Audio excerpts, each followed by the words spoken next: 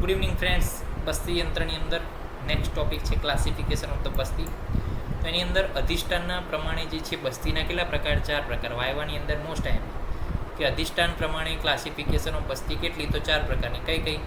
તો ક્યાં આગળ જાય છે અધિષ્ઠાન એટલે કે બસ્તી આપણે ક્યાં આપીએ છીએ એના આધારે પક્વાશયમાં આપીએ, એક મૂત્રાશયમાં આપીએ, ગર્ભાશયમાં આપીએ, અને ચોથી છે વ્રણ.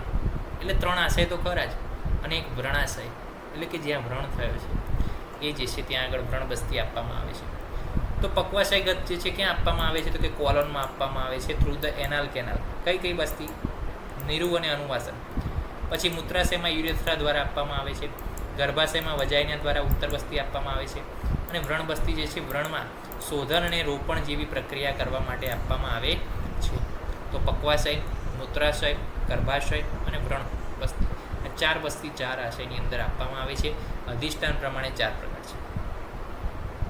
બેઝડ ઓન ધ પ્રીડોમિનન્સ દ્રવ્ય ઇન બસ્તી, એના આધારે નિરુ અને સ્નેહ 2 પ્રકારની બસ્તી છે. સ્નેહ બસ્તી જે છે બસ્તી કે જેમાં એનાલ કેનાલ દ્વારા કોલોનની અંદર સ્નેહ એડ કરવામાં આવે છે.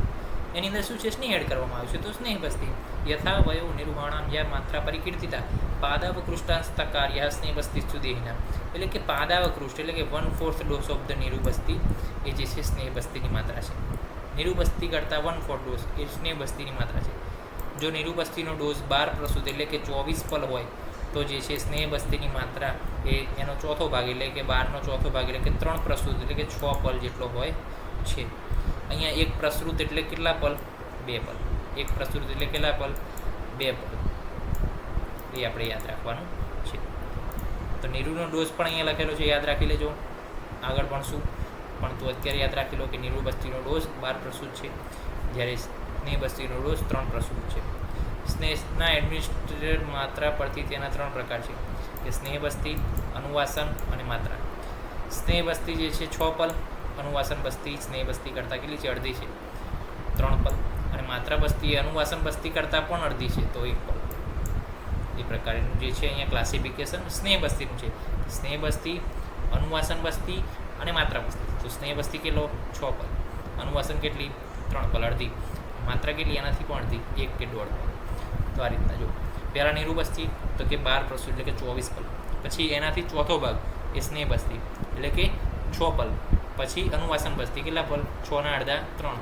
પછી માત્રા બસ્તી તો કે અનુવાસનના પણ અડધા એટલે કે 1 પલ જેટલો ડોઝ થાય છે. તો બધી જ બસ્તીનો ડોઝ અહીંયા આવી જાય છે. આ પેજની અંદર બધી જ બસ્તીના ડોઝ આવી જાય છે. તો યાદ રાખી લો. નિરુ બસ્તી છે સેકન્ડ, એ આપણે અભ્યાસ કરીશું નેક્સ્ટ લેક્ચરની અંદર.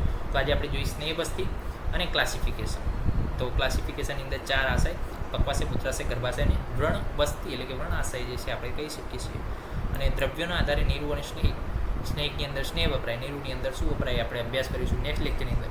સ્નેહ બસ્તીની અંદર માત્રા કેટલી? તો કે નિરુ કરતાં પાદાવકૃષ્ટાંશતા એટલે કે 1/4.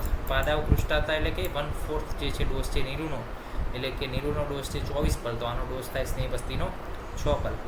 અને સ્નેહ બસ્તીનો 6 પલ, અનુવાસનનો 3 પલ અને માત્રા બસ્તીનો એનાથી પણ અડધો એટલે કે 1 પલ જેટલો ડોઝ થાય છે. તો નેક્સ્ટ લેક્ચરની અંદર મળીશું નિરુ બસ્તીની વાત સાથે. ત્યાં સુધી રજા આપશો. જય હિન્દ, જય ભારત, જય આયુર્વેદ, જય જનતા.